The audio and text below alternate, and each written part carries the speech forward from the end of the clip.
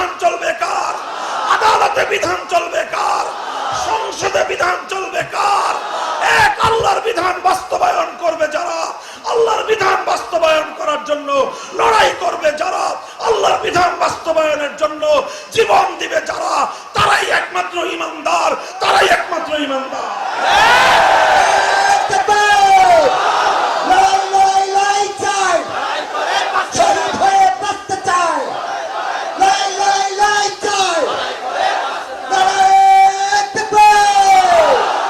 বিধান চলবে কার? সংসদে বিধান চলবে কার? গণভবন বঙ্গভবনে বিধান চলবে কার? নিম্ন আদালতে বিধান চলবে কার? উচ্চ আদালতে বিধান চলবে কার? সুপ্রিম কোর্টে বিধান চলবে কার? যারা সর্বত্র আল্লাহর বিধানদাতা মানে তারাই আল্লাহকে রব্বুল আলামিন মানে। আর যারা বলে সব জায়গায় আল্লাহর বিধান চলবে কিন্তু সংসদে আল্লাহর বিধান চলবে না, তারা রব্বুল আলামিন মুখে বলতে পারে, তারা কার্যক্রমে আল্লাহকে অস্বীকারকারী।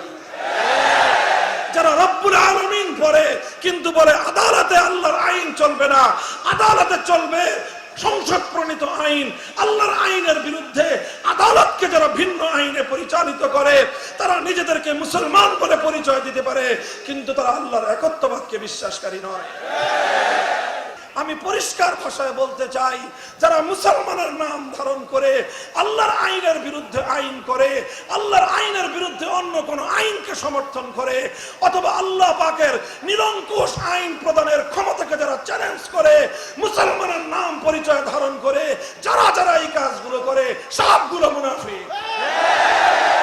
নির্মাণ করার জন্য সারা দুনিয়া থেকে মুসলমানরা দাবি উত্থাপন করে এবং সারা দুনিয়াতেই বিক্ষোভ হয়। এর মধ্যে সবচেয়ে বড় বিক্ষোভ হয়েছিল আলহামদুলিল্লাহ বাংলাদেশে। সেই বিক্ষোভের নেতৃত্ব দিয়েছিলেন আমার আব্বাজান মরহুম শাইখুল হাদিস আল্লামা আজিজুল হক রহমাতুল্লাহ আলাইহি। তিনি 1993 সালের 2রা জানুয়ারি ঢাকার বাইতুল মোকাররম দক্ষিণ গেট থেকে যাত্রা শুরু করেছিলেন যে আমরা অযোধ্যা যাব এবং আমরা বাবরি মসজিদ নির্মাণ করব। 2 জানুয়ারির 2 তারিখ থেকে 2 দিন সফর করে যশোর খুলনা বাস স্ট্যান্ডে এসে আমরা পৌঁছেছিলাম 4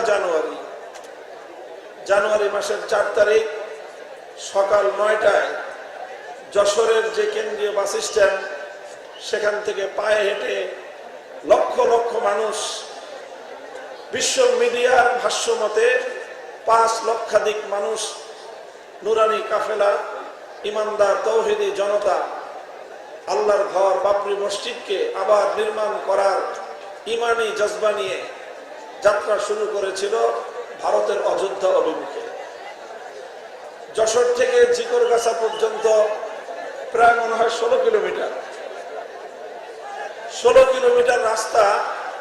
সকাল থেকে শাইখুল হাদিস রহমতুল্লাহ আলাইহির বয়স তখন প্রায় 80 বছরের কাছাকাছি। সেই বয়সে উনি ওখান থেকে ওনার নেতৃত্বে মুসলমানেরা পায়ে হেঁটে ঝিকরগাছা পর্যন্ত এসে পৌঁছেছিলেন। আমি তখন ছাত্র, আমার বয়স তখন 16 বছর। আমিও সেই ইমানি কাফেলায় ছিলাম আলহামদুলিল্লাহ। যশোর থেকে ঝিকরগাছা পর্যন্ত পায়ে হেঁটে আমরা এসেছিলাম এবং সেখানে সেই ইমানি নুরানি কাফেলার উপর গুলি হয়েছিল। 2 জন মুসলমান শাহাদাত বরণ করেছিলেন।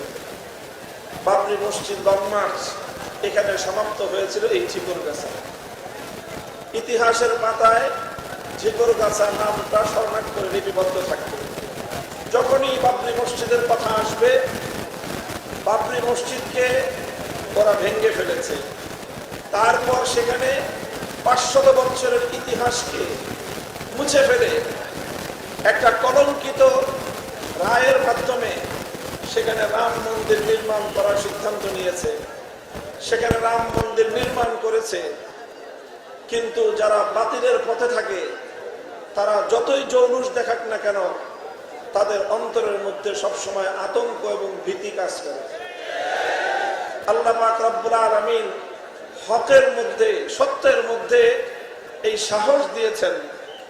সত্যের পথে যারা থাকে তারা দুর্বল থাকলেও তারা সংখ্যায় কম থাকলেও তারা সর্বদিক থেকে সংখ্যায় শক্তিতে দুর্বল থাকলেও তাদের অন্তরের মধ্যে একটা সাহস থাকে। আর মিথ্যাপন্থীরা সংখ্যায় যতই বেশি থাকুক, শক্তিতে যতই বলিয়ান হোক, তাদের অন্তরের মধ্যে একটা ভীতি থাকে, ভয় থাকে। আজকের হিন্দুত্ববাদী শক্তি তারা মুসলমানদের 500 বছরের ইতিহাসকে কলমের খোঁচা দিয়ে মুছে ফেলতে চেয়েছে এবং সেখানে আল্লাহর ঘর বাবরি মসজিদের জায়গায় রাম মন্দির নির্মাণ করেছে। মনে করেছে যে এটাই মনে হয় ইতিহাসের শেষ অধ্যায়। আল্লাহর কসম খেয়ে বলি, এটা ইতিহাসের শেষ অধ্যায় নয়, বরং এই অধ্যায়ের পরে আবার নতুন ইতিহাস রচিত হবে। রাম মন্দিরের জায়গায় আবার বাবরি মসজিদ পুনর্নির্মিত হবে। এই ভয় এবং এই আতঙ্ক হিন্দুত্ববাদীদের অন্তরের মধ্যে আছে। এই জন্য আমি সাধারণ একজন মানুষ, আমি খুঁজে পাই না যে আমাকে এত ভয় পায় কেন। তার মূল কারণ হলো এই জায়গাটাতে যে আমি ঘোষণা দিয়েছিলাম যে বাবরি মসজিদের এই চেতনা মুসলমানদের হৃদয় থেকে আমরা মুছে ফেলতে যেতে দেব না। আমরা আমাদের প্রজন্ম থেকে প্রজন্ম পর্যন্ত এই চেতনার মশাল আমরা জ্বালিয়ে যাব। আমরা না পারলে আমাদের সন্তানদেরকে আমরা ওসিয়ত করে যাব, তারা না পারলে তাদের সন্তানদেরকে তারা ওসিয়ত করে যাবে। আজ না পারলে 100 বছর পর আমরা আবার আল্লাহর ঘর বাবরি মসজিদকে পুনরুদ্ধার করেই ছাড়বো ইনশাআল্লাহ। মনে রাখবেন, আল্লাহর যেই জমিনে একবার আল্লাহর কোন ঘর মসজিদ নির্মিত হয়, কিয়ামত পর্যন্ত সেই মসজিদের জায়গায় অন্য কোনো কিছু নির্মাণ করার বৈধতা নেই।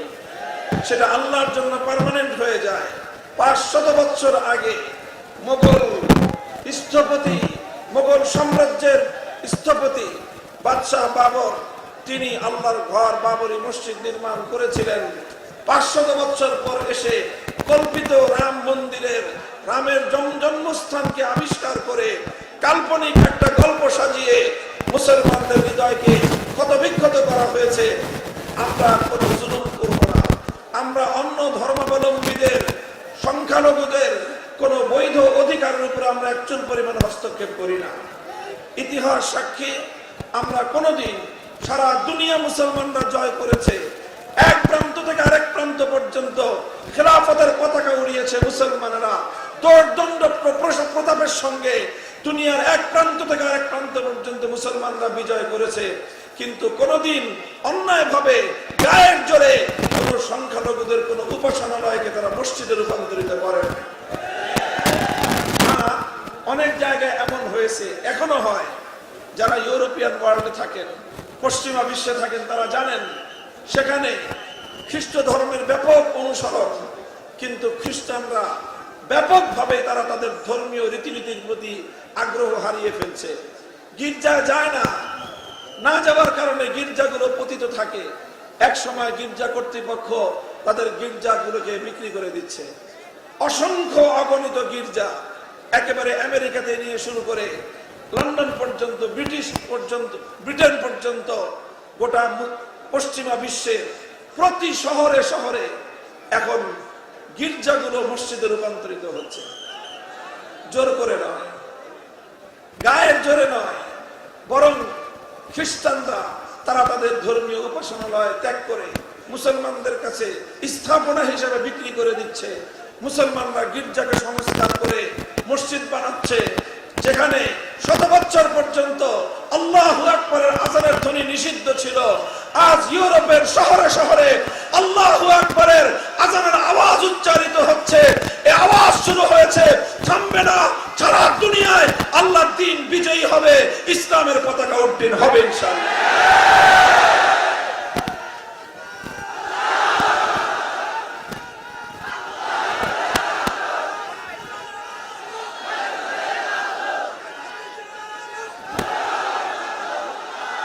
মুহতারাম হাজরিন, কথা হলো, এইটা একটা প্রসঙ্গ বললাম। ঝিকরগাছা নাম দেখে আমার ইতিহাস মনে পড়ে গেল, আজ থেকে আগের ইতিহাস, আমার নিজের চোখে দেখা ইতিহাস এবং আমার নিজের সংশ্লিষ্টতার ইতিহাস।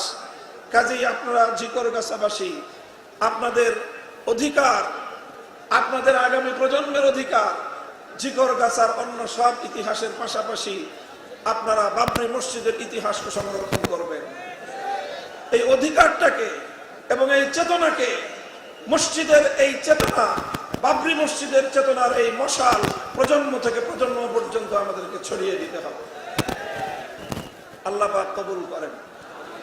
মুহতারাম হাজিরিন, আজকে আমার এই আপনাদের মাঝে আসার উপলক্ষ তৈরি করেছেন আপনাদের সকলের জনপ্রিয়, আমাদের অত্যন্ত শ্রদ্ধা ব্যক্তিত্ব, বাংলাদেশের ওনার একজন শিল্পপতি হিসেবে পরিচয় দিয়েছেন। আমি বলি যে না, শিল্পপতি ওনার প্রধান পরিচয় নয়, মানুষের কল্যাণ, মানব সেবা হলো ওনার প্রধান পরিচয়। আল্লাহ পাক দুনিয়ার সম্পদ অনেককেই দেন, কিন্তু সবাইকে সেই সম্পদ মানবতার জন্য, ইসলামের জন্য, মানুষের কল্যাণে ব্যয় করার তৌফিক আল্লাহ সকলকে দেন।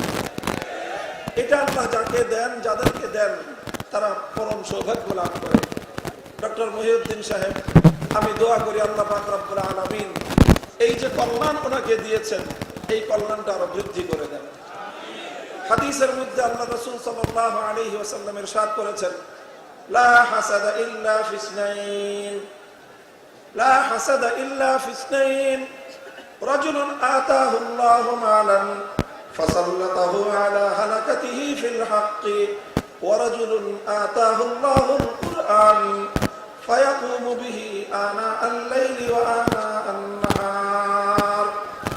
দুই ব্যক্তি এই পৃথিবীতে ঈর্ষণীয়, যাদেরকে দেখে মনের মধ্যে ঈর্ষা জাগা উচিত যে হায়, আমিও যদি ওই ব্যক্তির মতো হতে পারতাম।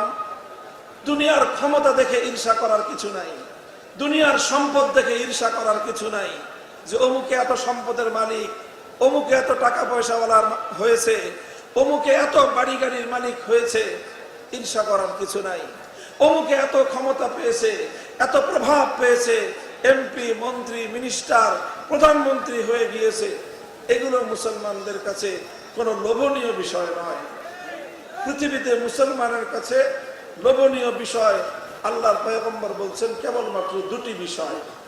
দুইজন ব্যক্তিকে দেখে তোমার অন্তরের মধ্যে ঈর্ষা জাগা উচিত, আফসোস জাগা উচিত, হায় আমিও যদি তাদের মতো হতে পারতাম। তার মধ্যে এক ব্যক্তি হলো ওই ব্যক্তি যাকে আল্লাহ পাক রব্বুল আলামিন কোরআনের ইলম দান করেছেন, কোরআন শিখবার তৌফিক দান করেছেন। শুধু কোরআন শিখবার তৌফিক দিয়েই আল্লাহ ক্ষান্ত হননি, বরং তাকে রাত দিন বিভিন্ন সময়ে কোরআনে পাকের তেলাওয়াত করার তৌফিক দান করেছেন। সে রাতের বেলায়, রাতের বিভিন্ন প্রহরে দাঁড়িয়ে যায়, দাঁড়িয়ে আল্লাহর দরবারে কোরআনের তেলাওয়াত করতে থাকে। কোরআন যখন বান্দা তেলাওয়াত করে, তখন আল্লাহ বান্দার সবচেয়ে নিকটবর্তী হয়। লক্ষ্য করে দেখেন, বান্দা আল্লাহর সবচেয়ে বেশি নিকটবর্তী হয় কখন? যখন বান্দা সেজদায় থাকে, তখন বান্দা আল্লাহর সবচেয়ে বেশি নিকটবর্তী হয়। আর আল্লাহ বান্দার সবচেয়ে বেশি নিকটবর্তী হন কখন? যখন বান্দা কোরআন তেলাওয়াত করে। কথাটা বুঝেছেন আপনারা? লক্ষ্য করেন, আবার বলছি, বান্দা আল্লাহর সবচেয়ে নিকটবর্তী হয় কখন? আকরাবু মা ইয়াকুনুল আবদু মিন্নী ওয়া হুয়া সাজিদুন ফিস সালাত। হাদিসে কুদসিতে আল্লাহ বলেন, মানুষ আল্লাহর নিকটবর্তী হয় সেজদার মধ্যে, আর আল্লাহ মানুষের নিকটবর্তী হন তেলাওয়াতে কোরআনের সময়। অর্থাৎ বান্দা যখন কোরআন তেলাওয়াত করেন, তখন স্বয়ং আল্লাহ বান্দার কাছাকাছি এসে আল্লাহ মনোযোগ সহকারে বান্দার কোরআন তেলাওয়াত শুনতে থাকেন। আলহামদুলিল্লাহ, আল্লাহ তৌফিক যাদেরকে দিয়েছেন, যারা হকের পথে চলতে চান, দ্বীনের পথে চলবেন, আল্লাহ যাদেরকে এই হিম্মত দান করেছেন, আপনাদেরকে উৎসাহ দেওয়ার জন্য, প্রেরণা দেওয়ার জন্য আমি বলছি, এই যে আজকে এখানে বেছে বেছে ওই সমস্ত হুজুরদেরকে দাওয়াত দেওয়া হয়েছে যাদের নামের আগে একটা ডিগ্রি আছে। কি আছে? কি ডিগ্রি জানেন? মাওলানা না, আলহাজ না, মুফতি না, মুহাদ্দিস না, তাদের নামের আগে জেলখাটা ডিগ্রি আছে। এই বেছে বেছে জেলখাটা হুজুরদেরকে এখানে দাওয়াত দেওয়া হয়েছে। এই জন্য আমি ওনাদেরকে ধন্যবাদ জানাই, যে এটা একটা অনেক বড় বৈশিষ্ট্য, আল্লাহর দ্বীনের জন্য ত্যাগ স্বীকার করতে পারা, আল্লাহর দ্বীনের জন্য কোরবানি করতে পারা। এই যে আমার ভাই মাগরিবের আগে আপনাদের সামনে বয়ান করেছেন হযরত মাওলানা মুফতি আমির হামজা হাফিজাহুল্লাহ তাআলা। আমরা একসাথে প্রায় 3 বছর ছিলাম। আল্লাহ পাক আমার ওই ভাইকেও কোরআন হেফজ করার তৌফিক দিয়েছেন, আমাকেও কোরআন হেফজ করার তৌফিক দিয়েছেন। আমাদের দুই ভাইয়ের মধ্যে একটা অলিখিত প্রতিযোগিতা ছিল, এটা আমি আজকে আপনাদের সামনে ফাঁস করে যাই। সেগুলো আমি লক্ষ্য করতাম যে মাওলানা আমির হামজা সারাদিন কোরআন তেলাওয়াত করতেছে, আমি দিনের বেলায় বেশি পারতাম না, এই জন্য আমি তাকে টপকে আগায় যাওয়ার জন্য রাতের বেলায় বেশি তেলাওয়াত করতাম। তো এই যে একটা প্রতিযোগিতা ছিল আমাদের মধ্যে, যে অন্তত সপ্তাহে 1 খতমের বেশি তেলাওয়াত করতেই হবে। তো এইভাবে 3টা বছর আলহামদুলিল্লাহ কোরআন তেলাওয়াতের মাধ্যমে আমাদের কারাগারের কঠিন সময়গুলো মধুর সময়ে পরিণত হয়েছে।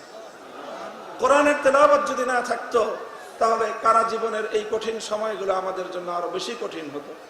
এই জন্য আপনাদেরকে বলি, যারা হকের পথে চলেন, যদি চিন্তা করেন যে সব সময় খালি আপনার সামনে ফুল বিছানো পথ থাকবে, লাল গালিচার সংবর্ধনা থাকবে, ব্যাপারটা কখনোই এমন হবে না। বরং দিনের পথে চলতে গেলে, আল্লাহর দ্বীনকে দুনিয়াতে বিজয়ী করবার আন্দোলন সংগ্রাম, এই পথে যদি আপনি চলতে চান, এই পথটা কণ্টকাকীর্ণ পথ, এই পথটা রক্ত দেওয়ার পথ, এই পথটা জীবন দেওয়ার পথ, এই পথটা শাহাদাতের পথ, এই পথটা বড় বন্ধুর পথ। এই পথে পাড়ি দিতে হলে কখনো কারাগারের অন্ধকার প্রকোষ্ঠে নিক্ষিপ্ত হতে হবে, কখনো ফাঁসির কাষ্টে ঝুলতে হবে, কখনো জালিমের রক্তচক্ষুকে আপনাকে উপেক্ষা করতে হবে, কখনো আপনার উপর নানা রকম জুলুম আসবে, ফেরারি জীবন যাপন করতে হবে।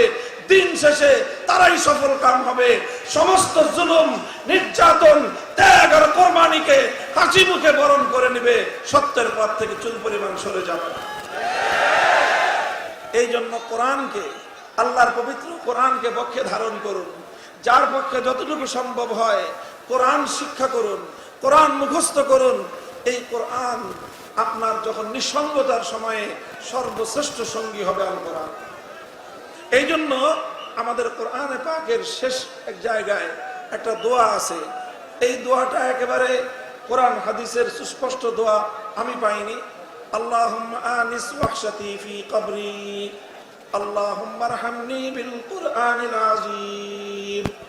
দোয়াটার অর্থ হলো, আয় আল্লাহ, কবরের মধ্যে সেই কঠিন নিঃসঙ্গতায় আপনি আমাকে সঙ্গ দিয়েন, আপনি আমাকে আপনার কোরআনের দ্বারা আমার সেই নিঃসঙ্গতাকে আপনি দূর করে দিয়েন।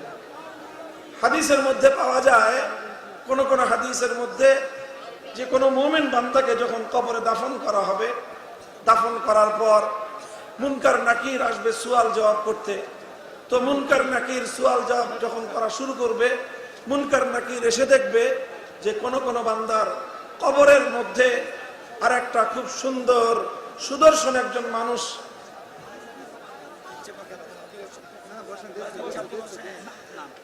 একজন সুদর্শন মানুষ কবরের মধ্যে মৃত ব্যক্তির পাশে দাঁড়িয়ে আছে। তখন মুনকার নাকির ওই ব্যক্তিকে বলবে যে, ভাই তুমি এখানে কেন? তুমি এখান থেকে চলে যাও, আমরা এখন এই ব্যক্তিকে সুয়াল করব, তাকে প্রশ্ন করব। লোকটা বলবে যে আমি এই লোকটাকে ছেড়ে যাব না। খেয়াল করেন আপনারা, এখানে যাই হোক, আপনারা আমার কথা খেয়াল করেন। মুনকার নাকির যখন তাকে বলবে যে এখন তো এই লোকের প্রশ্ন হবে, তুমি এখানে আছো কেন? আল্লাহর পক্ষ থেকে হুকুম আছে যে মুনকার নাকির প্রত্যেক মৃত ব্যক্তিকে একাকিত্বে প্রশ্ন করবে, সেখানে অন্য কোনো ব্যক্তি এলাও না।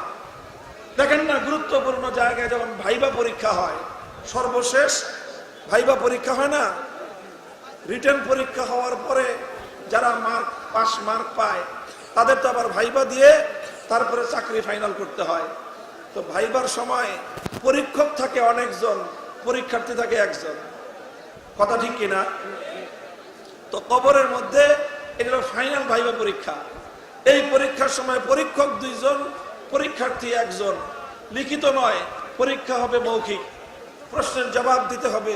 প্রশ্ন কয়টা প্রশ্ন? 3 প্রশ্ন। তো মুনকার নাকির যখন প্রশ্ন করতে যাবে, দেখবে কবরের মধ্যে মৃত ব্যক্তির পাশে একজন সুদর্শন যুবক বসে দাঁড়িয়ে আছে। বলবে যে ভাই আপনি এখানে আসছেন কেন, এখন তো এই লোকের ভাইবা পরীক্ষা হবে, আপনি একটু যান। সে বলবে যে না, আমি তো তাকে ছেড়ে যাব না, কারণ সে দুনিয়ার কঠিন সময় আমাকে ছাড়ে নাই, আজকে কবরে তার কঠিন সময় আমি তাকে ছেড়ে যেতে পারবো না। মুনকার নাকির বলবে ভাই আপনার পরিচয়টা কি? বলে আমার পরিচয় পরে আপনারা কি প্রশ্ন করবেন তাড়াতাড়ি করেন। বলবে যে আপনার উপস্থিতি তো আমরা প্রশ্ন করব না। বলে আমার উপস্থিতিতে যদি প্রশ্ন করতে মনে চায় করেন, নাহলে আপনারা যেতে পারেন, আমি তাকে ছেড়ে যাব না। মুনকার নাকির দেখবে আশ্চর্য হয়ে যাবে যে কবর জগতে মুনকার নাকিরের কথার উপর দিয়ে কথা বলে এই লোকটা কে আবার। তো সে তার পরিচয় দিবে যে আমার পরিচয়, আমি হলাম আল্লাহর কোরআন। আমাকে আল্লাহ পাক এই আকৃতি দিয়ে আজ এই মৃত ব্যক্তিকে তার কঠিন দুঃসময়ে তার পাশে দাঁড়ানোর জন্য আল্লাহ আমাকে পাঠিয়ে দিয়েছেন। মুনকার নাকির আল্লাহর কাছে বলবে যে আল্লাহ সমস্যা তো হয়ে গেছে। কি সমস্যা? বলে যে এই লোকের প্রশ্নের নিয়ম তো হলো একই তাকে প্রশ্ন করতে হবে, কিন্তু এই কোরআন তো বলতেছে যে সে তাকে ছেড়ে যাবে না। আল্লাহ তখন ফয়সালা দিবেন যে দেখো কোরআন আমার সিফাত, কোরআন আমার কালাম, আমি কোরআনের কোনো কথা অপূর্ণ রাখতে পারবো না। কাজেই কোরআন যা বলে সেটা মেনেই তোমরা এই ব্যক্তিকে সুয়াল জবাব করো। মুনকার নাকির তাকে একটা সুয়াল করবে আর কোরআন তাকে সুয়ালের জবাব শিখিয়ে দেবে। তিনও পরীক্ষার প্রশ্ন শিখিয়ে দিবে কোরআন, আর মৃত ব্যক্তি সমস্ত প্রশ্নের জবাব দিয়ে দিবে। বলছিলাম আপনি যদি আজকে আল্লাহর কোরআনকে পক্ষে ধারণ করেন, আপনার প্রতিটি নিসঙ্গতায় কোরআন আপনার উত্তম সঙ্গী হবে। যদি কাউকে অন্ধকার কারা প্রকোষ্ঠে নিক্ষেপ করা হয়, তাহলে এই কোরআন তার জন্য সর্বশ্রেষ্ঠ উত্তম সঙ্গী। কবরের মধ্যে অন্ধকার গহীন কবরে কোরআন হলো সর্বশ্রেষ্ঠ এবং উত্তম সঙ্গী। আল্লাহ আমাদের সকলকে কোরআনের সঙ্গে, পবিত্র কোরআনে পাকের সঙ্গে গভীর সম্পর্ক করার তৌফিক দান করেন। বলছিলাম দুইটি সিফাত। এক নম্বর হলো যে ব্যক্তি কোরআনে পাক শিখলো এবং রাত দিন বিভিন্ন সময়ে কোরআনের তেলাওয়াত নিয়ে দাঁড়িয়ে থাকলো, নামাজের মধ্যে দাঁড়িয়ে দাঁড়িয়ে আল্লাহর কোরআন তেলাওয়াত করলো, এই ব্যক্তিকে যদি তোমরা কেউ দেখো তাহলে তোমাদের ঈর্ষা হওয়া উচিত, লোভ হওয়া উচিত যে ওই ব্যক্তি, ওই ভাই যেভাবে কোরআন পড়তে পারে, আমি তো দুনিয়ার অনেক কিছু পারি, আমি তো দুনিয়ার সায়েন্স পারি, আমি তো দুনিয়ার ভাষা বিজ্ঞানের মধ্যে আমি অনেক উৎকর্ষ সাধন করেছি, ভাষা জানি, বিজ্ঞান জানি, সব জানি, কিন্তু আমি তো তার মতো ঘন্টার পর ঘন্টা কোরআন তেলাওয়াত করতে পারি না। এই আক্ষেপ আমাদের সকলের হওয়া উচিত। এটা হলো এক নম্বর, যাকে আল্লাহ কোরআন দিয়েছেন এবং রাত দিনে নানা সময়ে দাঁড়িয়ে বসে আল্লাহর কোরআন তেলাওয়াত করার তৌফিক দিয়েছেন। তার এই তেলাওয়াত দেখে সমস্ত ইমানদারদের অন্তরে লোভ এবং আক্ষেপ হওয়া উচিত। আরেক ব্যক্তি হলো ওই ব্যক্তি যাকে আল্লাহ পাক সম্পত্তি দিয়েছেন, আর সম্পত্তি যেই পরিমাণ দিয়েছেন তার চেয়েও বেশি হকের পথে সম্পত্তি ব্যয় করার তৌফিক আল্লাহ দিয়েছেন। আল্লাহ পাক রব্বুল আলামিন আমাদের আজকের এই মাহফিলের প্রধান উদ্যোক্তা জনাব ডাক্তার মহিউদ্দিন সাহেব, ওনার আল্লাহ রব্বুল আলামিন এই বৈশিষ্ট্য আল্লাহ দান করেছেন, এই বৈশিষ্ট্যকে আল্লাহ আরো বৃদ্ধি করে দেন। ওনার নসল এবং ওনার বংশের মধ্যেও যেন এই ধারাবাহিকতা অব্যাহত থাকে। আল্লাহ তাদেরকে দিয়ে যেন দ্বীনের খিদমত আরো বেশি বেশি গ্রহণ করেন। আমি আপনাদের সম্মুখে কোরআনে পাকের সূরা আহকাফ থেকে 13-14 নম্বর আয়াত দুটি তেলাওয়াত করেছি। এই দুই আয়াত সম্পর্কে অল্প কয়েকটি কথা আমি আপনাদের সম্মুখে আরজ করব।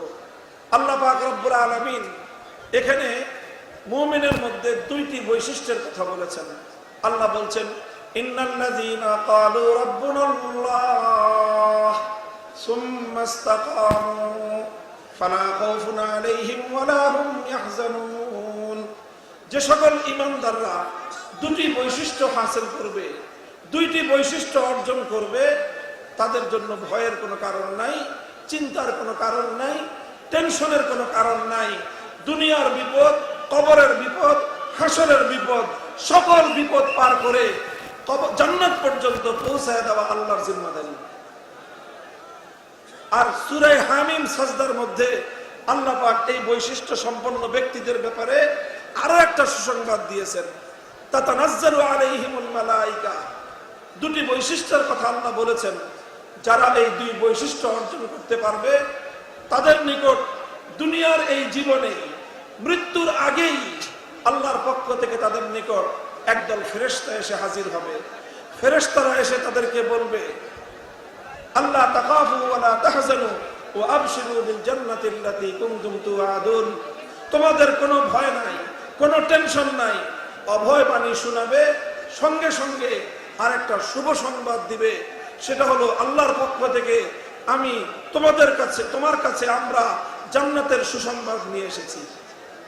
দুনিয়াতেই একদল ফেরেশতা এক শ্রেণীর মানুষের কাছে এই বার্তাটা নিয়ে আসে।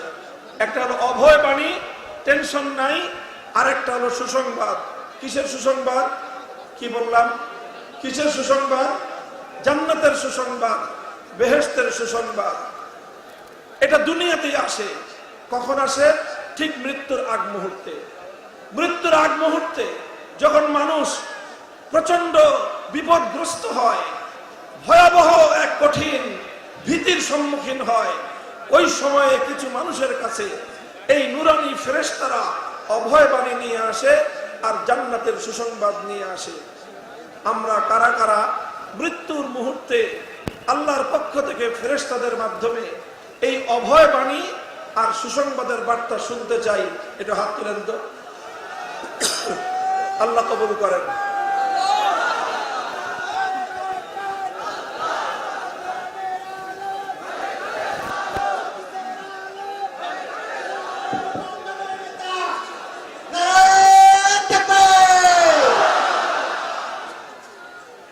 তো এই সুসংবাদটা দরকার তো আমাদের সকলের, নাকি?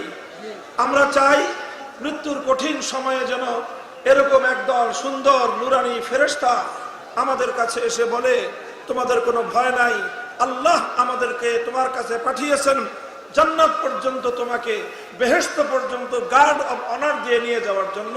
সুতরাং আমরা তোমাকে দুনিয়া থেকে বেহেশত পর্যন্ত পৌঁছায় দিই। এর জন্য প্রয়োজন দুটি বৈশিষ্ট্য। কয় বৈশিষ্ট্য? দুটি বৈশিষ্ট্যের প্রয়োজন। আল্লাহর কোরআন সূরা আহকাফের মধ্যে এবং সূরা হামিম সাজদার মধ্যে একই শব্দে দুই বৈশিষ্ট্যের কথা বলেছে। এক নম্বর বৈশিষ্ট্য হলো ইন্নাল্লাযীনা ক্বালু রাব্বুনাল্লাহ, যারা স্পষ্ট ভাষায় দুনিয়ার মানুষকে জানিয়ে দেয়, যারা বলে দেয়, যারা বিশ্বাস করে আমাদের রবকে। চিৎকার করে বলেন, রবকে। এই এক কথা, ইন্নাল্লাযীনা ক্বালু রাব্বুনাল্লাহ, যারা এই কথা বলবে, শয়নে বলবে, স্বপনে বলবে, সর্ব অবস্থায় বলবে, ভালো অবস্থায় বলবে, আতঙ্কের অবস্থায় বলবে, ভীতির অবস্থায় বলবে, নিরাপত্তার অবস্থায় বলবে, সর্ব অবস্থায় বলবে আমার রবকে। এটা হলো প্রথম বৈশিষ্ট্য। আমরা আমাদের রবকে বলেন তো। আমরা রব হিসেবে মেনেছি কাকে? আমরা আমাদের জীবনের সকল ক্ষেত্রে একমাত্র রব মানি কাকে? রবের অনেক অর্থ আছে। কোরআন এবং হাদিসের আলোকে রবের সবচেয়ে গুরুত্বপূর্ণ যে অর্থ, সেটা হলো রব অর্থ হলো বিধানদাতা। রব অর্থ কি? সুতরাং আল্লাহকে রব বলার অর্থ হলো আল্লাহকে বিধানদাতা বিশ্বাস করা। বিধানদাতা একমাত্র কে? আসমান এবং জমিনের মধ্যে সমস্ত মাখলুকাতের জন্য চূড়ান্ত এবং একচ্ছত্র বিধান দেওয়ার একমাত্র মালিককে। অন্য কেউ আল্লাহর কোন বিধানকে চ্যালেঞ্জ করতে পারবে না। আল্লাহর বিধানের বাইরে গিয়ে কেউ কোনো বিধান দিতে পারবে না। যে কেউ কোনো আইন করতে পারে, অন্য যে কেউ কোনো বিধিবিধান তৈরি করতে পারে। একটা কর্তৃপক্ষ, একটা প্রতিষ্ঠানের কর্তৃপক্ষ কিছু আইন তৈরি করতে পারে, অধিকার তার আছে। একজন অভিভাবক তার অভিভাবকত্বে থাকা একজন সন্তান বা ছোটর উপর কিছু আইন তৈরি করতে পারে। একজন বাবা তার সন্তানের জন্য কিছু আইন করতে পারে। একজন শিক্ষক তার ছাত্রের জন্য কিছু আইন করতে পারে। একটা রাষ্ট্র তার নাগরিকদের জন্য কিছু আইন তৈরি করতে পারে। একটা আদালত সে তার দেশের নাগরিকদের জন্য কিছু আইন ঘোষণা করতে পারে, তবে সকলের আইন হতে হবে আল্লাহর আইনের অধীনে। সকলের আইন হতে হবে আল্লাহর আইনের অধীনে, সকলের বিধান হতে হবে আল্লাহর বিধানের অধীনে। যদি দুনিয়ার কোনো মাখলুক আল্লাহর বিধানের বাইরে গিয়ে কোনো বিধান দেয়, তাহলে মুমিন আল্লাহর বিধানের বাইরে অন্য কারো বিধান মানতে পারে না। এটা পরিষ্কার। ঈমানের এই পরিচয়, তাওহীদের এই পরিচয়, রুবুবিয়তের এই পরিচয় আজ মুসলমানরা ভুলতে বসেছে। মুসলমান অনেক কিছু জানে, আল্লাহ পালনেওয়ালা জানে। মুসলমান অনেক কিছু জানে, আল্লাহ রিজিক দাতা এটা জানে। মুসলমান অনেক কিছু জানে, আল্লাহ সৃষ্টিকর্তা এটা জানে। মুসলমান অনেক কিছু জানে, আল্লাহ রক্ষাকর্তা এটা জানে। মুসলমান আল্লাহকে জানে, আল্লাহ জীবনদাতা এটা জানে, আল্লাহ মানুষের হায়াত মৌতের মালিক এটা জানে। কিন্তু একমাত্র বিধানদাতা আল্লাহ, এটা মুসলমান আজ জানে না। এই জায়গাটা থেকে বিপত্তি তৈরি হয়, এই জায়গায় বিরোধ আমাদের সঙ্গে এখানেই হয়। আমরা বলি আইন তোমাদের মানবো, ততক্ষণ মানবো যতক্ষণ তোমরা আল্লাহর আইনের অধীনে থাকবে। আর যখনই তোমাদের আইন আল্লাহর কোন আইনের সঙ্গে সাংঘর্ষিক হবে, আল্লাহর কোন আইনের সঙ্গে কন্ট্রাডিক্টেড হবে, তুমি যত বড় কর্তৃপক্ষ হও না কেন, একজন আদনা ইমানদার স্পষ্ট ভাষায় তখন বলে দিবে, আল্লাহর আইনের বাইরে গিয়ে কোনো আইন আমরা মানি না। এটাই হলো রুবুবিয়তের অর্থ। ইন্নাল্লাযীনা ক্বালু রাব্বুনাল্লাহ, যারা বলবে আমাদের রবকে। দেখেন, এটা একটা কঠিন সবক, এটা অনেক গুরুত্বপূর্ণ একটা সবক। আল্লাহ পাক রব্বুল আলামিন এই সবকটা মুমিনের জীবনে অসংখ্যবার আল্লাহ বাতলে দিয়েছেন, অনেক গুরুত্ব দিয়েছেন আল্লাহ পাক। আচ্ছা দেখি, আমি আপনাদেরকে শুধু স্মরণ করায় দেই, কোরআনে পাকের সর্বপ্রথম সূরা কোনটি? সূরাতুল ফাতিহা। সূরাতুল ফাতিহার প্রথম আয়াত কোনটি বলেন তো? আলহামদুলিল্লাহি রাব্বিল আলামিন। এই জগৎ সমূহের মধ্যে একমাত্র বিধান চলবে কার? রব্বুল আলামিন মানে হলো আসমানে বিধান চলবে কার? জমিনে বিধান চলবে কার? দেশের মধ্যে বিধান চলবে কার? সংসদে বিধান চলবে কার? গণভবন বঙ্গভবনে বিধান চলবে কার? নিম্ন আদালতে বিধান চলবে কার? উচ্চ আদালতে বিধান চলবে কার? সুপ্রিম কোর্টে বিধান চলবে কার? যারা সর্বত্র আল্লাহর বিধানদাতা মানে, তারাই আল্লাহকে রব্বুল আলামিন মানে। আর যারা বলে সব জায়গায় আল্লাহর বিধান চলবে কিন্তু সংসদে আল্লাহর বিধান চলবে না, তারা রব্বুল আলামিন মুখে বলতে পারে, তারা কার্যক্রমে আল্লাহকে অস্বীকারকারী। যারা রব্বুল আলামিন পড়ে কিন্তু বলে আদালতে আল্লাহর আইন চলবে না, আদালতে চলবে সংসদ প্রণীত আইন, আল্লাহর আইনের বিরুদ্ধে আদালতকে যারা ভিন্ন আইনে পরিচালিত করে, তারা নিজেদেরকে মুসলমান বলে পরিচয় দিতে পারে কিন্তু তারা আল্লাহর একত্ববাদকে বিশ্বাসকারী নয়। তাহলে কোরআন শুরু হলো কিসের শিক্ষার মাধ্যমে? আলহামদুলিল্লাহি, জোরে বলেন আলহামদুলিল্লাহি রাব্বিল আলামিন। প্রথম শিক্ষাটা কি হলো? রবকে। এরপরে পূর্ণ কোরআনে অসংখ্যবার আল্লাহকে রব বলা হয়েছে, রব বলা হয়েছে, রব বলা হয়েছে। সর্বশেষ যেই সূরার মাধ্যমে কোরআনে পাক শেষ হলো, সেই সূরাটার নাম কি? সূরা নাস। সূরা নাসের প্রথম আয়াত কি? কুল আউযু। কুল আউযু। মানুষের রব কে? মানুষের রব কে? কোরআনের শুরুতেও রব্বুল আলামিনের শিক্ষা, কোরআনের শেষেও রব্বুন নাসের শিক্ষা। অর্থাৎ মানব জাতির জীবনে একমাত্র বিধান চলবে কার? গেল কোরআন। সূরা ফাতিহা প্রতিদিন একজন মুমিনকে 5 ওয়াক্ত নামাজে শুধু ফরজ নামাজ হলো ফজরে 2 রাকাত, যোহরে 4 রাকাত, আসরে 4 রাকাত 10 রাকাত, মাগরিবে 3 রাকাত 13 রাকাত, এশায় 4 রাকাত 17 রাকাত, আবার বিতরের 4 রাকাত 3 রাকাত, কত হলো? 20 রাকাত। কত হলো? 20 রাকাত। সুন্নতে মুআক্কাদা ফজরে 2 রাকাত, যোহরে 6 রাকাত 8 রাকাত, মাগরিবে 2 রাকাত 10 রাকাত, আর হলো এশায় 2 রাকাত 12 রাকাত। 12 আর 20 32 রাকাত নামাজের মধ্যে সূরা ফাতিহা পড়তে হয় কয়বার? কমপক্ষে কয়বার? কমপক্ষে 32 বার। তাহলে 32 বার রব বলতে হয় কাকে? এরপরে আপনি কেরাত পড়লেন, সূরা মিলালেন, সূরা মিলায় আপনাকে 32 রাকাত নামাজে রুকু করতে হবে কয়টা? হিসাব করে বলেন। 32 রাকাত নামাজে রুকু কয়টা? 32টা রুকু। এক একটা রুকুতে 3টা তাসবিহ পড়তে হয়। রুকুর তাসবিহটা কি?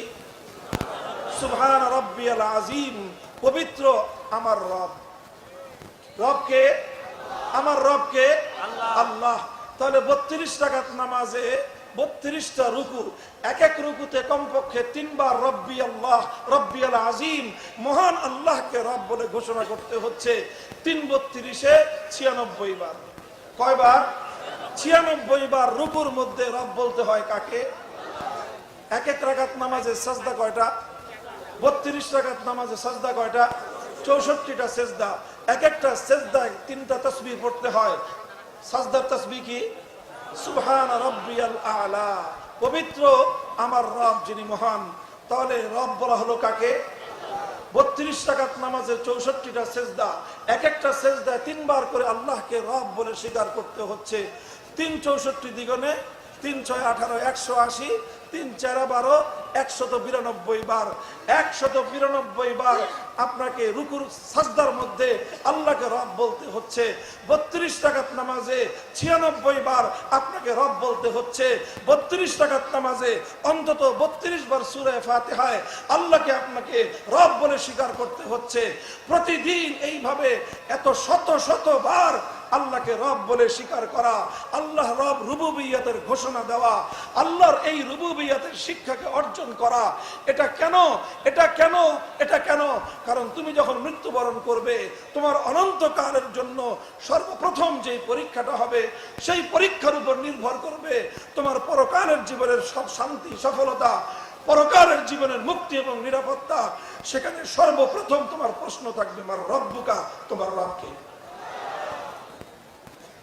সর্বপ্রথম প্রশ্ন কি? জোরে বলেন। সর্বপ্রথম প্রশ্ন কি?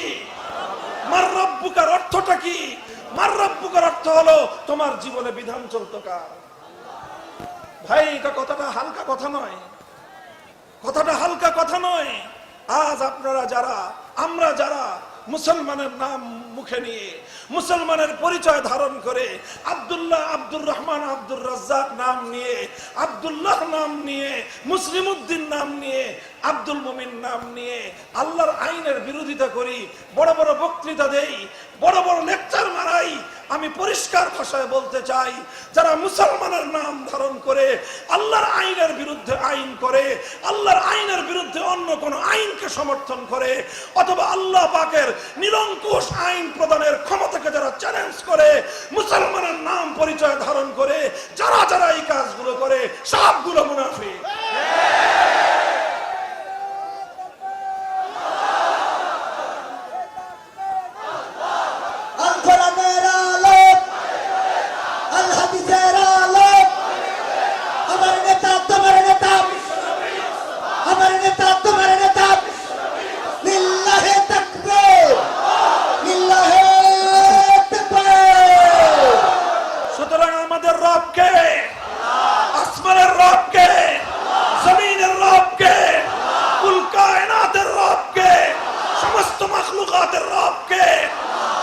বিধান চলবে কার?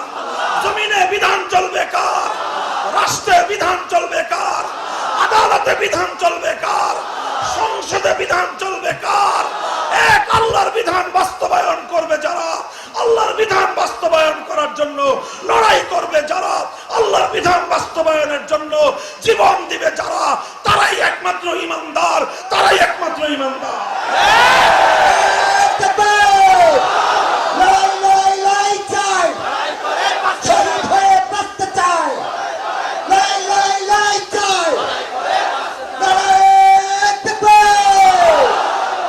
প্রথম বৈশিষ্ট্য হলো অকপটে স্বীকার করতে হবে, সারা দুনিয়াকে জানিয়ে দিতে হবে আমাদের রবকে। ইন্নাল্লাযীনা ক্বালু রাব্বুনাল্লাহ, যারা বলবে আমাদের রব হলো আল্লাহ, এটা হলো প্রথম বৈশিষ্ট্য। দ্বিতীয় বৈশিষ্ট্য হলো সুম্মাস্তাকামু, এক আল্লাহকে রব বলে ঘোষণা করার পর, এক আল্লাহ পাকের রুবুবিয়তের স্বীকৃতি দেওয়ার পর সুম্মাস্তাকামু, তাদের দ্বিতীয় বৈশিষ্ট্য হলো তারা এই রুবুবিয়তের ঘোষণার উপর ইস্তেকামতের সাথে থাকবে। কিসের সাথে? শব্দটা আপনারা শিখেন, এই শব্দটা এটা আমার আলোচনার শেষ পয়েন্ট। কিসের সাথে থাকবে? কি বললাম? ইস্তেকামত। সবাই বলেন ইস্তেকামত।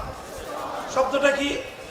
ইস্তেকামতের সাথে যারা থাকবে আল্লাহ পাক তাদের জন্য ওই শুভ সংবাদ রেখেছেন, তাদের জন্যই মুক্তি রয়েছে, তাদের জন্য আল্লাহর পক্ষ থেকে গার্ড অফ অনার রয়েছে, তাদের জন্যই নুরানি ফেরেশতাদের কাফেলার আগমন ঘটবে, তাদের জন্যই দুনিয়া থেকে জান্নাত পর্যন্ত প্রত্যেকটি ঘাটিতে আল্লাহর পক্ষ থেকে গ্রেট রিসিপশনের ব্যবস্থা থাকবে, আল্লাহর পক্ষ থেকে এক মহা সাদর সম্ভাষণের ব্যবস্থা থাকবে।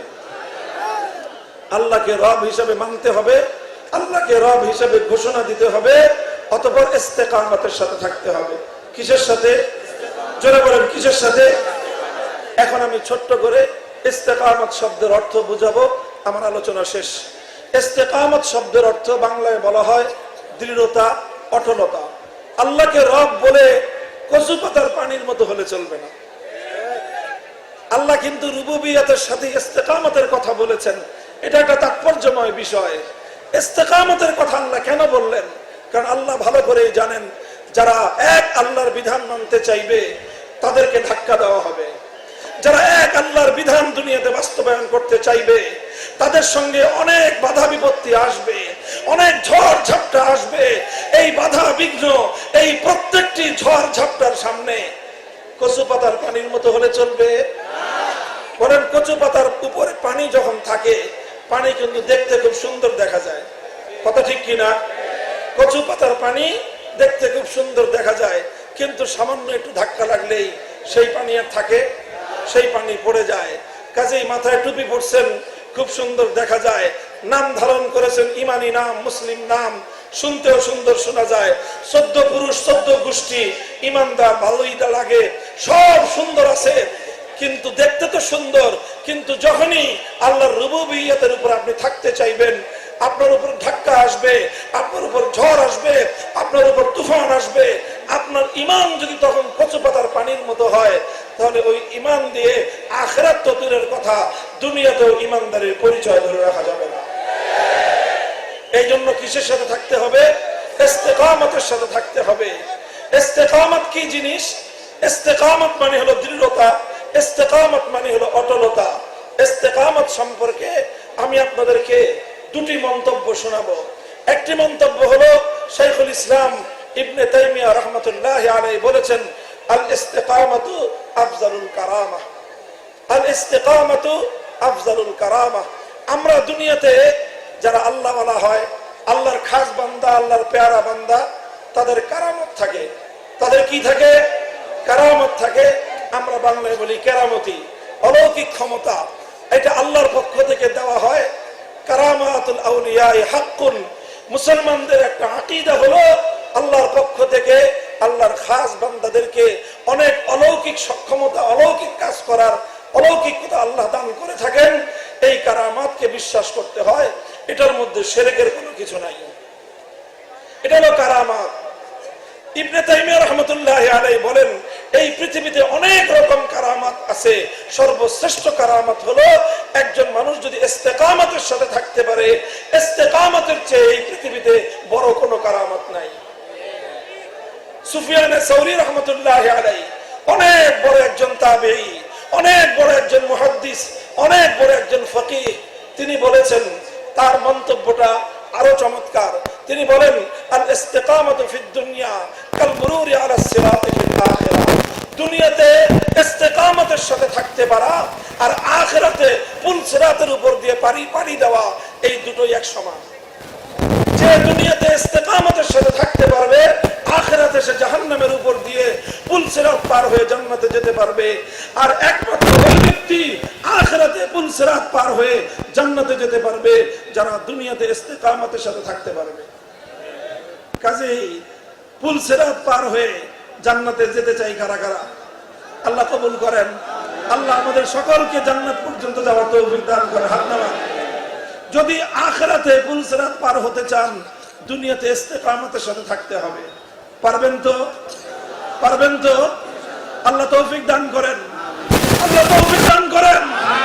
ইস্তেকামত মানে হলো এই, আপনি যখনই আল্লাহর ঈমানের উপর, একত্ববাদের ঈমানের উপর, তাওহীদের ঈমানের উপর, রুবুবিয়তের ঈমানের উপর আপনি যখনই নিজেকে নিজে স্থাপিত ঘোষণা করবেন, রুবুবিয়তের ঝান্ডা আপনি যখনই ধারণ করবেন, হতেই পারে না, হতেই পারে না, হতেই পারে না যে আপনার উপর কোনো বিপদ আপদ আসবে না। হাসিবান নাস আন ইউতরাকু আন ইয়াকুলু আমান্না ওয়া হুম লা ইফতানুন, মানুষ কি এটা মনে করে যে তারা আল্লাহর রুবুবিয়তকে আঁকড়ে ধরবে আর তাদের উপর কোনো বিপদ আসবে না? কোশ্চিন কেন এটা হতে পারে না। কাজেই আপনি যখনই আল্লাহর রুবুবিয়তের ঘোষণা দিবেন, এক আল্লাহর তাওহীদকে যখনই আপনি আঁকড়ে ধরবেন, তখন সারা দুনিয়ার গায়রুল্লাহর শক্তি, তারা সারা দুনিয়ার সমস্ত তাগুতি শক্তি আপনার বুকের ভেতর থেকে তাওহীদ এবং রুবুবিয়তের ঈমানকে কেড়ে নেওয়ার চেষ্টা করবে। মুহতারাম হাজিরিন, তখনই আসবে ইস্তেকামতের প্রশ্ন, তখনই আসবে আমি আর আপনি ইস্তেকামতের সাথে থাকতে পারি কি? ভাই, আমি অনেক মানুষ দেখেছি বছরের পর বছর, যুগ পেরিয়ে গেছে, অন্ধকার কারা প্রকষ্টে কঠিন জীবনযাপন করছে, যাদের নাম শুনলে পর্যন্ত বাইরে থেকে আমাদের বুকটা ভয়ে কেঁপে উঠে, হায় হায় কোরআন না জানি কি অবস্থা। সেই মানুষগুলোকে আমি দেখেছি হাস্যোজ্জ্বল, তারা হাসে, তারা আনন্দিত, তারা উল্লাসিত, কোনো টেনশন নাই, কোনো চিন্তা নাই। আল্লাহ রাব্বুল আলামিন তাদের অন্তরের মধ্যে এরকম প্রফুল্লতা দান করে আছেন। এটা কিসের বদৌলত, এটা কিসের বিনিময়? এটা হলো ইস্তেকামতের বিনিময়। আল্লাহ আমাদের সকলকে ইস্তেকামতের সাথে থাকার তৌফিক দান করেন। ইস্তেকামতের পথে দুটি বাধা। কয় বাধা? জোরে বলেন। ইস্তেকামতের সাথে যদি আমি আপনি থাকতে চাই, ঈমানের উপর অটল এবং অবিচল যদি থাকতে চাই, আমাকে এবং আপনাকে দুই বাধা অতিক্রম করতে হবে। কয় বাধা? জোরে বলেন। প্রথম বাধা হলো লোভ লালসার বাধা। কিসের বাধা? লোভ লালসার বাধা। প্রথমে আমাকে আপনাকে, যারাই আল্লাহর রুবুবিয়তের ঈমানকে আল্লাহর জমিনে বাস্তবায়ন করার চেষ্টা করবে, প্রথমেই তাদের সামনে লোভ আসবে, লালসা আসবে, প্রলোভন আসবে। কখনো টাকার লোভ দেখানো হবে যে আসো তুমি ঈমানের পথ ছেড়ে দাও, এত টাকা তুমি পাবা। অথবা কখনো পদ পদবীর লোভ দেখানো হবে, ঈমানের পথ ছেড়ে দাও, দুনিয়াতে তোমার জন্য সম্মান অপেক্ষা করছে, দুনিয়াতে তোমার জন্য অনেক বড় পদ পদবী অপেক্ষা করছে। লোভ লালসার বাধা আসবে, এই বাধাটা আসবে প্রথমে। এই বাধা জানা থাকতে হবে ভাই, এই বাধার কথা জানা থাকতে হবে।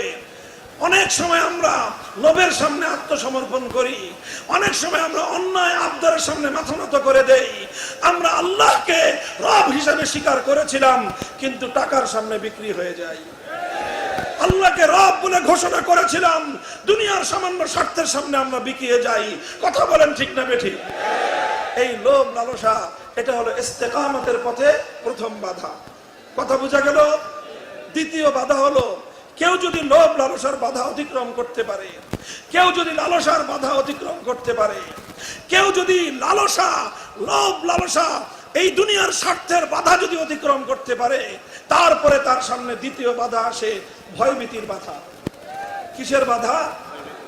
এই যে আপনারা আল্লামা সাঈদী রহমতুল্লাহ আলাইহির আত্মার মাগফিরাত কামনায় মাহফিল করতেছেন, চিনেন ওনাকে?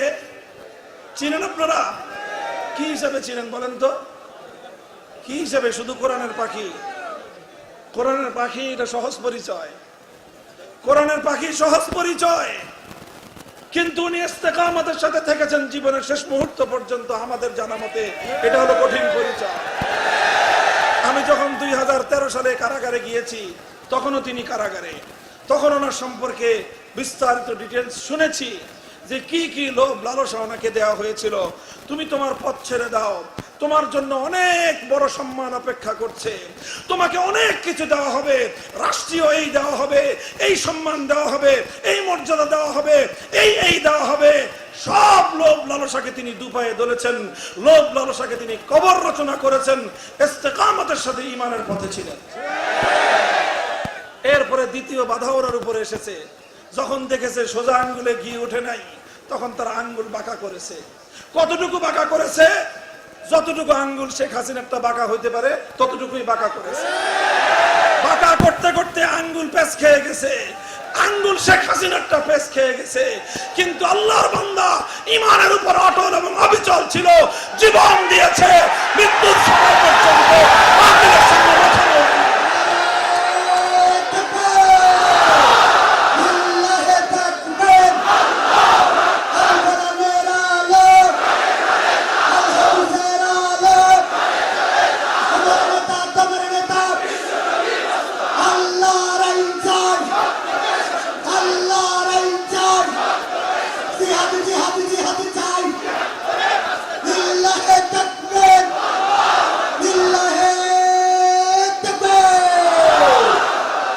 মুহতারাম হাজিরিন, এই জন্য বললাম ইস্তেকামতের সাথে থাকতে গেলে কখনো আপনার উপর আপনার সামনে লোভ লালসার বাধা আসবে, এই বাধা ডিঙ্গাতে হবে, এরপরে আসবে ভয় ভীতির বাধা, ওই বাধাকেও ডিঙ্গিয়ে যখন আপনি সামনে চলতে পারবেন তখনই আপনাকে ইস্তেকামতের সার্টিফিকেট দেওয়া হবে। ইমাম আবু হানিফা রাহমাতুল্লাহি আলাইহি ইস্তেকামতের এই দৃষ্টান্ত মুসলমানদের ইতিহাসের প্রতিটি বাঁকে বাঁকে খুঁজে পাওয়া যাবে। ইসলামী উম্মার 1400 বছরের ইতিহাস ইস্তেকামতের ইতিহাসের সোনালী পাতার দ্বারা ভরপুর। ইমাম আবু হানিফা রাহমাতুল্লাহি আলাইহি সময়ের অত্যাচারী শাসক, ওনাকে ওনার হকের পথ থেকে বিচ্যুত করার জন্য প্রথমে প্রস্তাব করেছিল চিফ জাস্টিস হওয়ার অফার। কি অফার? কি বললাম? প্রধান বিচারপতি হন আপনি, রাষ্ট্রের প্রধান বিচারপতি। রাষ্ট্রনায়কের পরেই, প্রধানমন্ত্রীর পরেই সবচেয়ে গুরুত্বপূর্ণ দায়িত্ব ছিল প্রধান বিচারপতি। ইমাম আবু হানিফা রাহমাতুল্লাহি আলাইহি চিন্তা করেছিলেন, যদি আমি এই লোকের অধীনে প্রধান বিচারপতির দায়িত্ব গ্রহণ করি তাহলে আমার দ্বারা সে সমর্থিত হবে, অথচ সে হলো একজন জালেম, সে একজন অত্যাচারী। আমি একজন অত্যাচারী শাসকের অধীনে প্রধান বিচারপতি হলে তার জুলুম এবং তার অত্যাচারকে সমর্থন করা হবে। ইমাম আবু হানিফা রাহমাতুল্লাহি আলাইহি প্রত্যাখ্যান করলেন যে না, আমি প্রধান বিচারপতির মন্ত্রিত্ব চাই না, আমি প্রধান বিচারপতির এই আসন গ্রহণ করে একজন জালেমকে বৈধতা দিতে পারি না। ইমাম আবু হানিফা সেই জালেম শাসককে বৈধতা দেন নাই, লোভ লালসার সামনে মাথা নত করেননি। লোভ লালসার সামনে যখন কেউ মাথা নত না করে তখন তার সামনে দ্বিতীয় বাধা কি আসে? কি বলেছি? ভয় ভীতি দেখানো হয়, হুমকি দেওয়া হয়, জেলের হুমকি, হত্যার হুমকি, ক্রসফায়ারের হুমকি, গুমের হুমকি, নানা ধরনের হুমকি তাদেরকে প্রদান করা হয়। ইমাম আবু হানিফার জীবনে সেই বাধা এসেছে। ইমাম আবু হানিফা যখন জালিমের প্রধান বিচারপতির পদ এটাকে রিফিউজ করে দিলেন, প্রত্যাখ্যান করে দিলেন,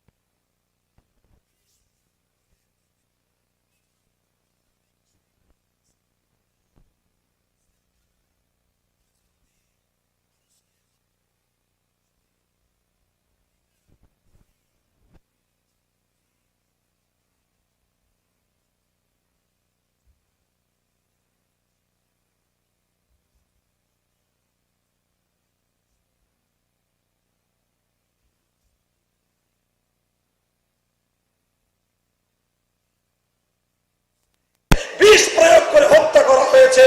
ইমাম আবু হানিফা প্রধান বিচারপতির এই লোভনীয় পদ, এই লোভ লালসাকে ডুবাইয়ে ধরেছেন, মৃত্যুর ভয় ডুবাইয়ে ধরেছেন, কারাগারে নিক্ষিপ্ত হওয়ার হুমকি ডুবাইয়ে ধরেছেন, সব কিছুকে তিনি পায়ের নিচে পিষ্ট করেছেন। আল্লাহর দ্বীনের উপর আল্লাহর রুবুবিয়্যত অবিচল ইস্তিকামতের সাথে থেকেছেন।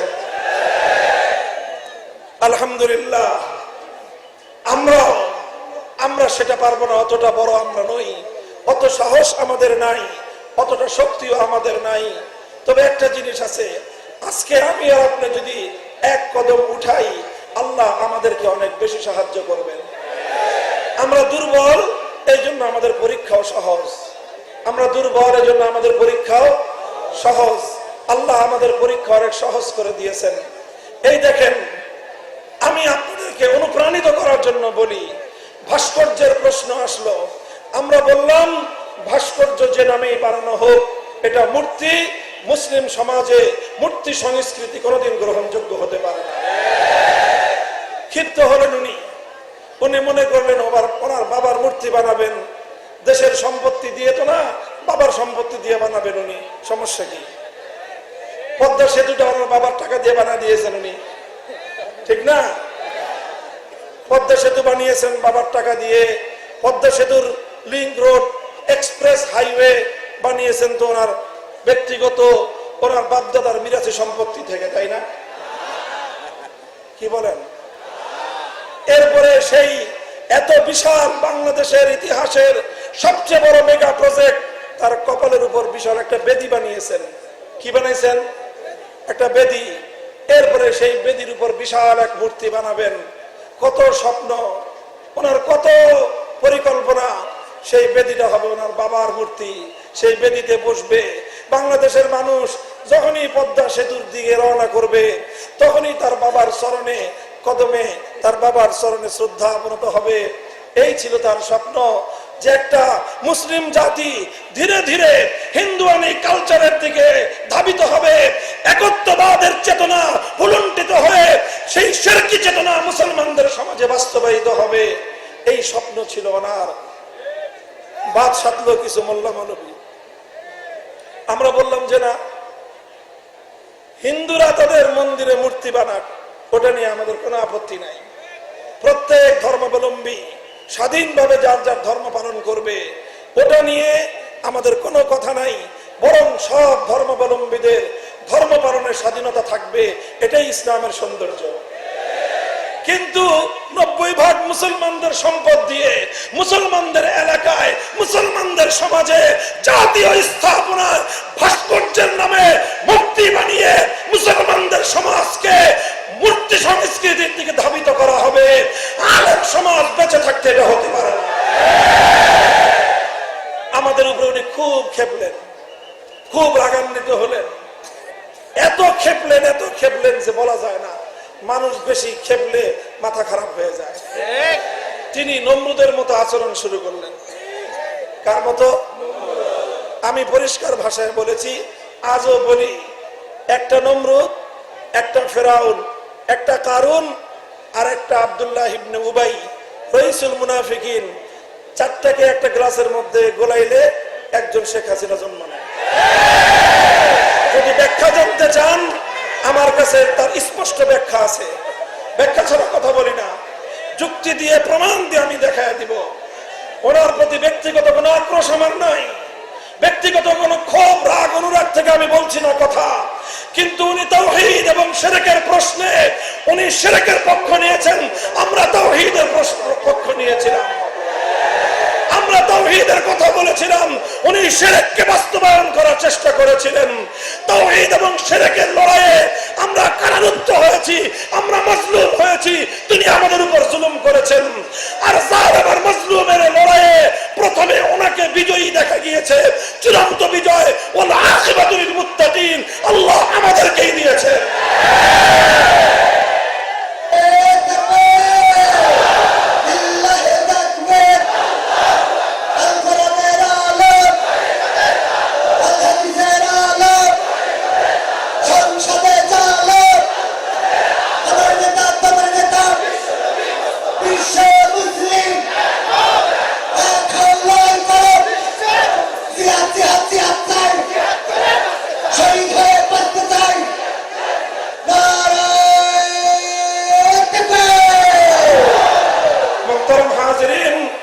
আমাদের কথা আমি আখেরি পয়গাম ফাতাবিরু ইয়া উলিল আবসার, আল্লাহর কোরআনের চিরন্তন আহ্বান, শিক্ষা গ্রহণ করো, অতীত থেকে শিক্ষা নাও, ভবিষ্যতে আর কেউ এই ধরনের অপচেষ্টা চালাবেন না।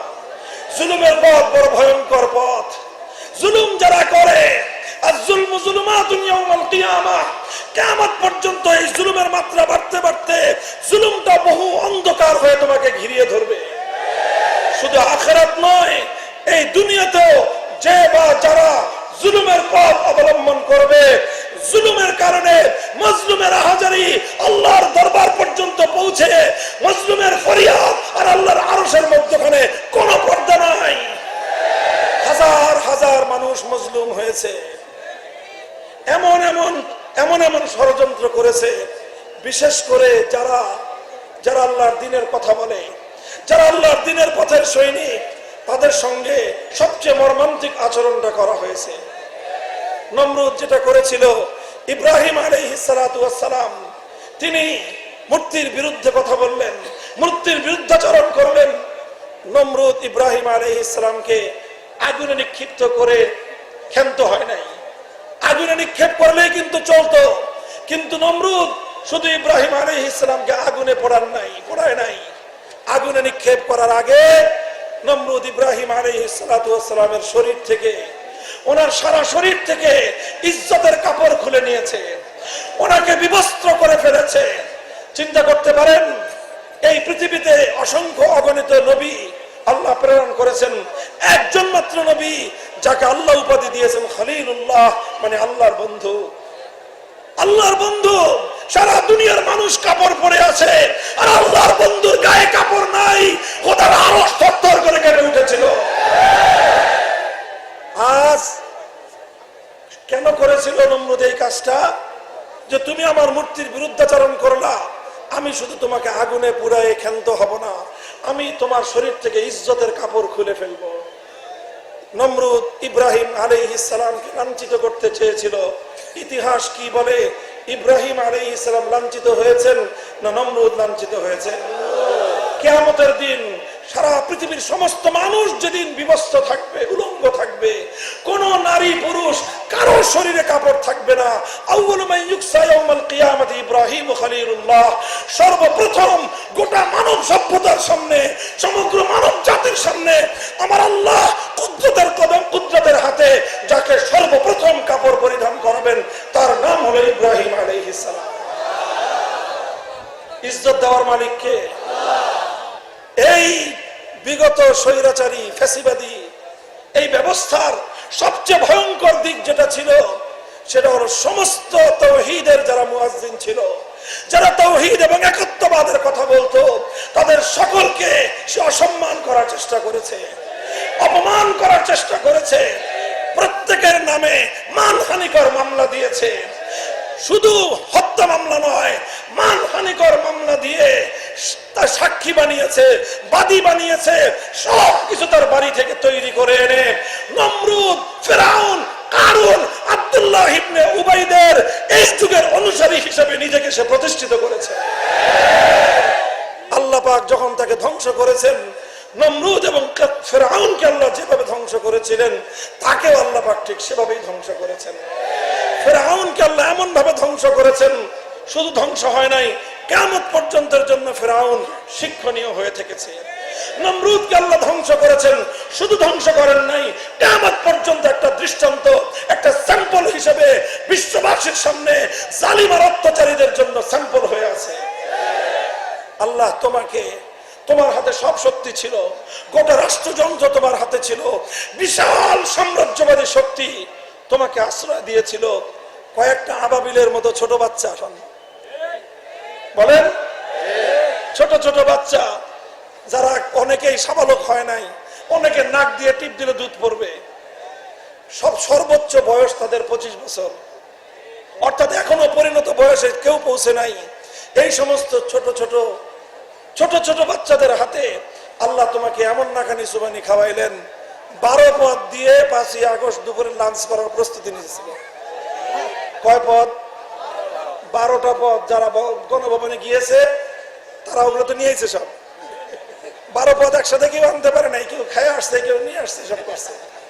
যারা গিয়েছিল তাদের মুখে শুনেছি 12 পথ, দেশে 1500 মানুষের বেশি রক্তে লাল টেকনাফ থেকে তেতুলিয়ায় তরুণ তরুণ ছেলে মেয়েদের রক্তাক্ত দেহ রাজপথে পড়ে থাকতেছে, সারা দুনিয়া হতবাক।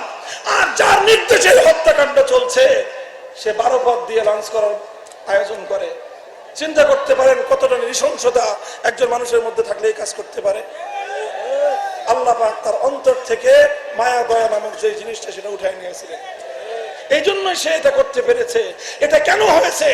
আল্লাহ তার অন্তর থেকে মায়া দয়া কেন উঠায় নিয়েছেন? কারণ সে আলেম সমাজের সঙ্গে নমরুদের সেই আচরণ সে করেছে। আল্লাহ পাক ভবিষ্যতের জন্য সকলকে শিক্ষা গ্রহণ করার তৌফিক দান করেন।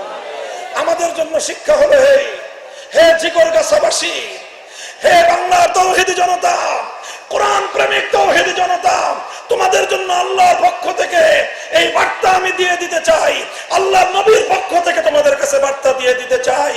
আসো আমি আর তুমি কদম উঠাই, আমি আর তুমি কদম উঠাই, আমি আর তুমি রাস্তায় কদম ফেলতে শুরু করি, মঞ্জিল পর্যন্ত পৌঁছানো আল্লাহর জিম্মাদারি। বাধা আসবে, লড়াই হবে, চূড়ান্ত লড়াইয়ের বিজয় হবে ইমানদারদের ইনশাআল্লাহ সুম্মা ইনশাআল্লাহ। আলামত শুরু হয়ে গিয়েছে, এই আলামত বলছে কথা বাংলার মাটি ইসলামী বিপ্লবের জন্য উর্বর।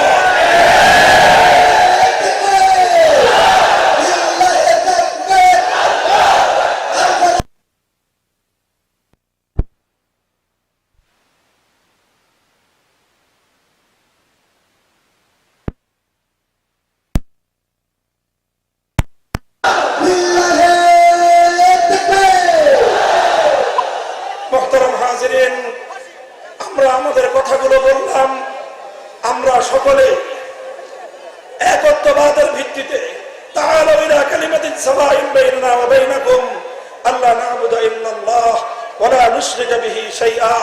যারা আল্লাহর রজ্জুকে আঁকড়ে ধরতে চায়, ঐক্যের মাধ্যমে হাজার বছরের ইসলামী যে ঐতিহ্য রয়েছে, মুসলমানদের পূর্বসূরীদের পক্ষ থেকে আমাদের কাছে যে আদর্শ রেখে গিয়ে যাওয়া হয়েছে, সে আদর্শের পথে পথ চলে, সাহাবায়ে কেরামের পথে পথ চলে, পূর্বসূরীদের পথে পথ চলে, সমস্ত জালিমের মোকাবেলা করে আমরা যদি আমাদের দায়িত্বটা পালন করতে পারি, বিজয় দেওয়ার মালিক কে? আল্লাহ। বিজয় দেওয়ার মালিক কে? আল্লাহ। আল্লাহ পাক রব্বুল আলামিন আমাদেরকে কিছুটা দেখিয়েছেন যেন আমরা অনুপ্রাণিত হয়ে সামনের দিকে সাহসিকতার সাথে চলতে পারি। রাজি আছেন তো ইনশাআল্লাহ? আল্লাহ আমাদের সকলকে তৌফিক দান করুন। আমরা একটা সময় চলছি পথ, এখনই আমাদের দেশে, আমি শেষ কথা বলছি, দেশে এখনো অনেক, দেশের বিরুদ্ধে অনেক ষড়যন্ত্র চলছে, ইসলামের বিরুদ্ধে অনেক ষড়যন্ত্র চলছে। আমরা যারা যারা বিগত 15 বছর নির্যাতিত হয়েছি, আমি সকলকে বলবো এখনই আমাদের মধ্যে বিভেদ এবং প্রতিযোগিতা প্রতিদ্বন্দ্বিতার দেয়াল তৈরি করা ঠিক হবে না। সকলের মধ্যে এখনো ঐক্যের একটা শীষেতলা প্রাচীর তৈরি করতে হবে। মনে রাখতে হবে পরাজিত পতিত শক্তি কিন্তু বসে নাই, তাদের সাহায্যকারীরা কিন্তু বসে নাই, তাদের প্রভু যাদের নির্দেশে এদেশের ইসলামকে ধ্বংস করার পায়তারা চালিয়েছিল, তারা কিন্তু হাত গুটিয়ে নেয় নাই, তাদের ষড়যন্ত্রের জাল কিন্তু বুনছে তারা। কাজে আমাদেরকে ধৈর্যের সাথে, সহনশীলতার সাথে, আরো ধীরস্থিরতার সাথে পথ চলতে হবে ইনশাআল্লাহ। রাজি আছেন সকলে? আল্লাহ পাক কবুল করেন।